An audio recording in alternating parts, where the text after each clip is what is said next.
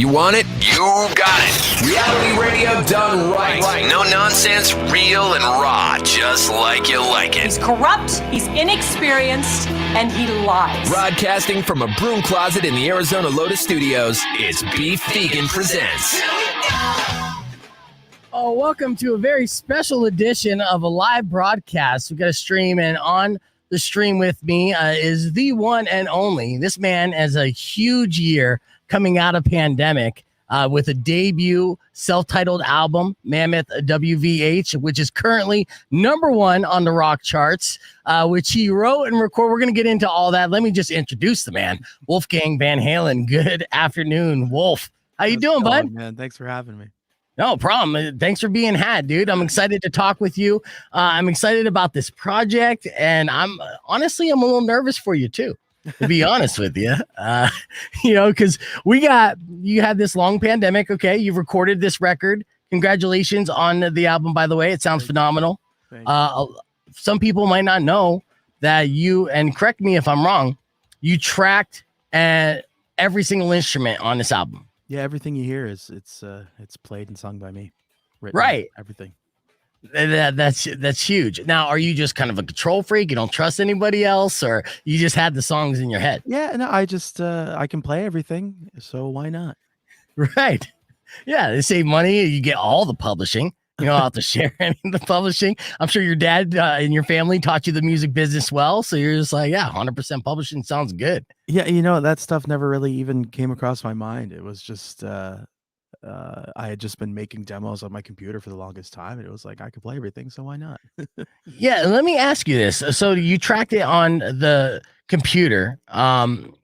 Give me a rundown of a songwriting process, right? Are you starting with a guitar or like a rhythm in your head? How you hearing the melody? And then when you go to the computer, what do you track first and how do you build it? Usually it starts with something on the guitar, like a riff or something, and I'll kind of explore it and make a demo on my computer. Okay. And from there, we'll transfer it into Pro Tools, and my producer and engineer will, because I don't know how to work edit, because we track to tape, like analog recording. Yeah.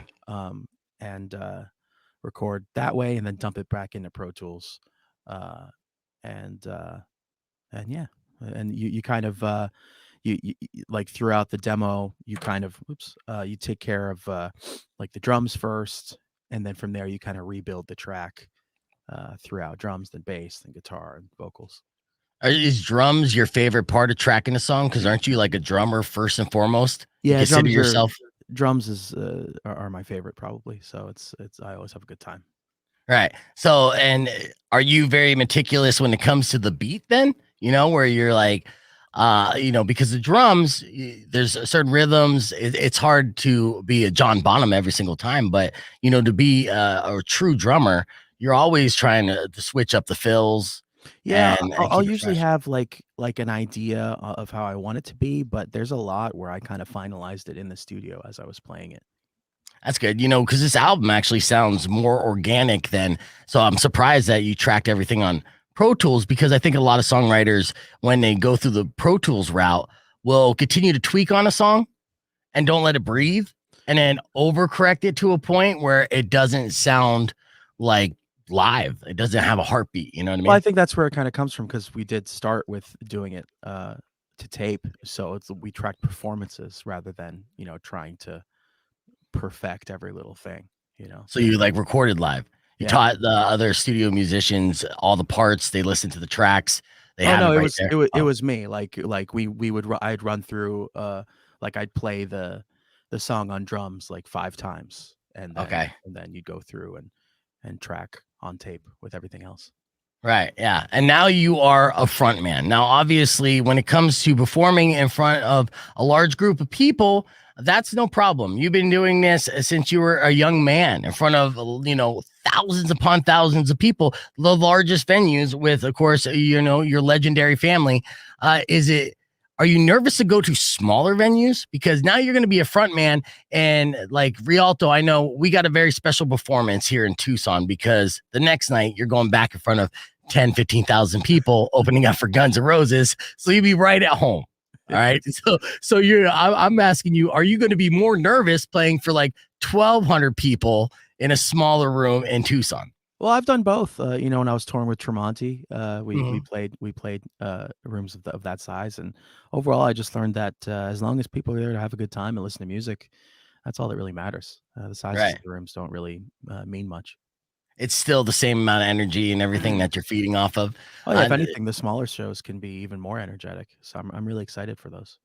Oh yeah, no, I love the smaller shows just for that intimacy and the electricity that you could feel because you could almost see like every face in the room Yeah, when the lights go up, as opposed to when you're on a stage with like a sea of people. yeah. Then it gets You go cross-eyed, kind of. You kind of lose sight of everything and kind of just focus inward. right. In a way, is it easier to be in front of that many people as opposed to smaller? Kinda, because you kind of just lose track and you just start to really focus on yourself. Yeah. Now take me through this album here, okay? First, again, congratulations, number one. And Thank you. what I like to point out in this, which is all the credit goes to your songwriting ability because I do not believe that the song or the album would have been number one off of name recognition alone. So you had two great singles so far. You started off with Distance, which is a bonus track on the album. Did you not even initially plan to have this on the album? Song No, Distance? but after how well received it was, I think people would have been confused as to it not being on the album at all, and also considering it was a digital only release at the time, I think when the album came out and somebody bought it physically, they'd probably be upset that it wasn't on there. So, Right, because it's such a huge hit. Do you feel like it fits the album? yeah, I think it all kind of all the music was written around the same time, so I think it still flows. Yeah. And so was this album therapeutic for you? Like, what was your inspiration in writing it? And now that you have this album done, you could look back, you have this great piece of art. Was there a weight lift off your shoulders? Did you got a high off of it? How do you feel? I think just in terms of it finally being released, I had started writing for it way back in 2014, 2013. Okay. So to have it finally release and to see many people enjoy it, it's a huge thing for me. Yeah. It's really crazy. What's the oldest song that you started writing on the record? The very first idea I wrote with this project in mind was Mammoth. Okay, nice. Yeah. And then hence the name, I guess. But what's the name Mammoth WVH? Obviously, I know what the WVH stands for. It's not really easy to roll off the tongue for a guy with a fat tongue like myself, but I get it. I understand. But yeah, what's the Mammoth in reference to? Yeah. So before Van Halen was called Van Halen, they went through a bunch of different names. Genesis being one of them, and another being Mammoth, and it was a three piece with my father singing. And then when Dave joined and Mike joined, it became Van Halen. Okay, It's kind of a nod to uh, my family legacy, but also kind of taking it into its own direction. I think that's all the beautiful. diehard fans know like where that comes from, but overall, the general knowledge, people don't really know that. So, Yeah, for sure. And that's a beautiful thing. It's too bad you couldn't take Genesis though. That was a good band name as well. I wonder how those guys worked out with that. yeah, yeah, definitely. Is there any obviously when you have the musical talent in your DNA, and you can inherit this kind of stuff. So, and then you have the one of the greatest teachers in the world, and actually your entire family, and you got all the support and to learn how to, ultimately perfect your craft. But was there any tips or tricks that your father taught you on how to write a song? Because songwriting, playing is one thing, right? But to become a songwriter, that's a whole nother realm. And to be able to marry the two is the trick, right? So did he give you any tips that you're using to write these songs? In terms of songwriting, not really. It was mostly just playing wise and just kind of fun little things like like if you ever hit the wrong note, do it twice so that the audience think you meant to do it. Stuff like Yeah, that. nice. Uh-huh. I love that one. That's great. Yeah, I'd be like, yeah, this was part of it. Remix. Exactly. Right. And now, of course, you were on stage and both of your projects with Van Halen and with Tremonti, you're part of the band. But now you are the front man. Now, of course, Van Halen had legendary frontmen, David Lee Roth, Sammy Hagar, two of the greatest frontmen of all times. And, you've worked with many great frontmen. So are you inspired by any of them? And what are you going to bring to the table as a frontman? I'm just going to be myself. I think putting on a face and kind of being some sort of ringleader isn't really my style. So no jumping splits or nothing like that? No, I'm just going to, be myself and let the music speak for itself and just kind of be there and yeah, play some music and have a good time. Well, it's beautiful. How many musicians do you have with you on stage when you do your live show? I've got 2 other guitar players joining me, a Okay. bass player and a drummer. All right. And how many there's vocalists? there's a lot of layers, guitar layers and vocal layers. So everybody's singing other than the drummer. Nice. So yeah, a lot of layers. So we're getting it done. And that was the most complicated thing to do to recreate the album live, was to get all those layers. I think there's a lot of bands out there that play to tracks, and I'm super not into that. So you won't hear a single track out with us. It's and maybe it won't sound as perfect, but I think it's meant to be a live thing. If I wanted to hear tracks, I'd just stay home and listen to you on Spotify. Absolutely. So when you see us, you're seeing a live band. Yeah, and the energy, well, you can't, duplicate the energy when it's, all tracks and stuff. So how tight will the set be? Because, you have the album, but, you're now being able to perform that album and especially in Tucson in front of hardcore fans that are there strictly to see you. Are you going to expand on it? Are you going to jam? Do you have any, I know that the live show is still kind of in its infancy, right? Mm-hmm. Yeah, there's some moments that I think we'll expand upon certain stuff, and it'll be all original material.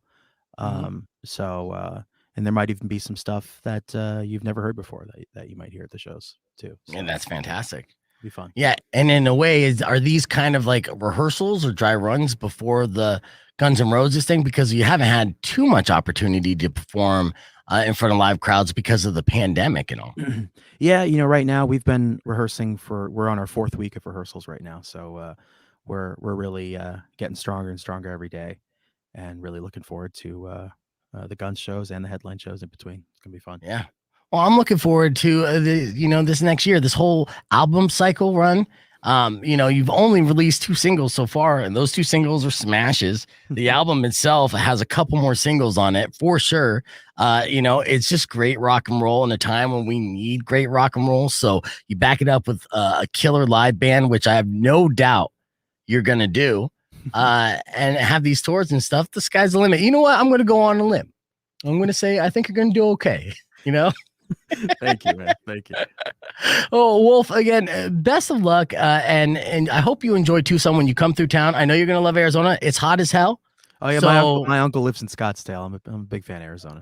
Oh, yeah, there you go. Yeah, but you're coming in August and the tail end of monsoon, so it's gonna get a little sticky. So drink your water and everything. Absolutely, stay hydrated. You stay hydrated and have a good time with it. We're very excited to see you come through and give a special personal show for us here in the old Pueblo before you head up north and open for Guns N' Roses, which is a big deal as well. So congratulations on that again.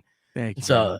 So much congratulations, Wolfgang Van Halen, everybody. Thank you for taking the time to hang out with me, man. And we'll see you soon. It's a pleasure, man. Thanks so much. Take care. And no problem. Make sure you guys check out that album. That was on Chat with Wolfie, and I'm out. Thank you so much for watching. I'll catch you tomorrow morning at 6 a.m. on Rock 102.1 KFMA.